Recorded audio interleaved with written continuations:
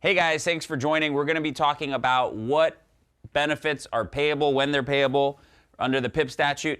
I'm going to read you subsection 4. PIP benefits are primary. Everybody always asks, Abe, why is PIP primary over health? Why is PIP primary over work comp?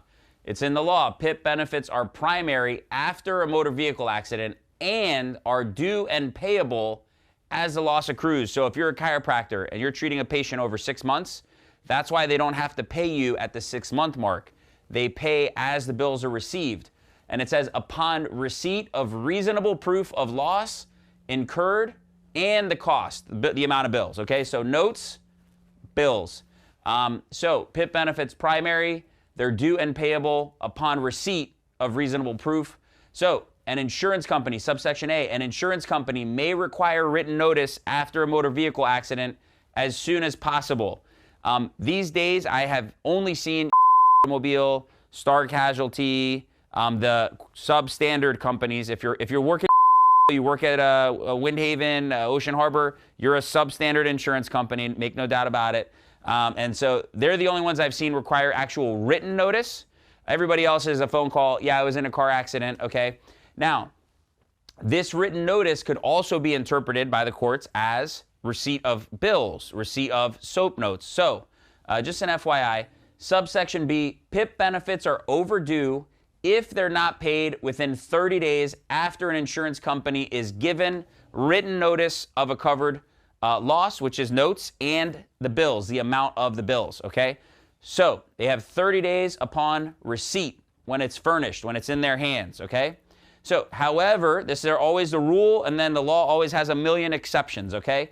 So they have another, this is in the statute, 1, 2, 3, 4, 5, 6. If they do not receive all of the paperwork, i.e. if they don't receive the notes and the bills, the HICFAs, the 30 days does not start. It starts when they receive all of the paperwork. So if you're one of those doctors who sends out your HICFA and only sends out the notes when you get a response, hey, we need the notes, you guys are out there. Stop doing that because you're just delaying the process and giving everybody extra work. Yes, there are some doctors who still do handwritten CMS 1500 forms, right? Okay, so I don't know why they do that, but they do that. Two, if the insurance company pays only a portion of the bill, could be that they only pay certain dates of service. Could be that they reduce the amount of the CPT code. So let's say you charge $60 and they only want to allow $30, okay? That means that they have to either give you a denial if they don't pay a certain date, if they don't pay an entire claim. They have to give you a denial, a written letter, hey, we're denying this claim, okay? And then if they pay partially, they have to give you an itemized specification. We call that in the industry an explanation of benefits, an explanation of review, okay? So that's why they give that to you, is it's in the statute. Subsection 3, if the insurance company gets their bills and they do not pay because of an error from the medical provider's office, they must state the error. They have to tell you, hey, you didn't put in box 10 that this was a motor vehicle accident, therefore we're not going to pay you. They have to put that in writing by the law. Otherwise, we could sue them, but obviously they have to put that in there by law. Now, they have this stupid rule that somebody came up with. I don't know who came up with it, but they said, if the doctor's bills are denied due to an error from the doctor, then they have 15 days to resubmit the bills. You actually have an unlimited amount of time to resubmit the bills because once you send in your bill, once you send in your notes, you're protected, okay? Ideal situation is you would send the bill and the notes together and throw them in the mail, but so this rule is kind of stupid. Not a single court case has addressed this 15-day rule to resubmit bills. Also, there's a PIP demand letter. There's a PIP lawsuit. So this is kind of an unnecessary, no one's ever dealt with that, okay, in the courts. Subsection 4, if the insurance company has reasonable proof that they're not responsible for the bills, then the bills are not overdue. Now, that's a really stupid part of the law, and I'll tell you why is, I'm an insurance company. I think everything's fraud. You know, if you're watching this, you guys think everything's fraud.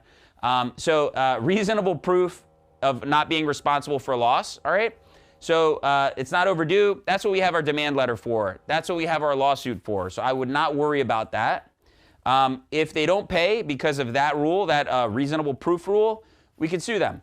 Any PIP attorney can file suit on that, not just me. But 5, calculating the stop date. So let's say an insurance company doesn't pay a bill. Or let's say, when does the 30 days end, I guess is a good point, right? Is it the date the check was issued? Is it the date that they put it in the mail? The date of the stamp? The day you received it? So this part of the statute says that the date the bill is actually paid is the date on the stamp. Some stamps print out a date, and if they don't have that, it's the day it was delivered if there's no stamp on there, okay? And then just the last thing, an insurance company can always say that the treatment was not reasonable, related, and necessary, or that the amount charged was excessive, okay? Including after they pay a bill. So let's say they receive a bill for 60 bucks and they're like, you know what? We'll pay the full 60 bucks at 80%, okay? But then we do a lawsuit. Years later, they could say, oh, that bill was over, it was excessive, it was too much, okay? And so what we would do in that instance is we would, deal with it in the lawsuit process, but the only insurance company to ever bring that up is I've never seen it brought up ever besides, and they pay a bill at the fee schedule rate, and then they say, oh, well, we paid too much, which is absolutely ridiculous. We're dealing with that now in a court case, and the judge is actually tossing out their claim that they paid too much because they found some guy to say that the fee schedule amount is the ceiling. So anyways, thanks for joining. Appreciate you watching.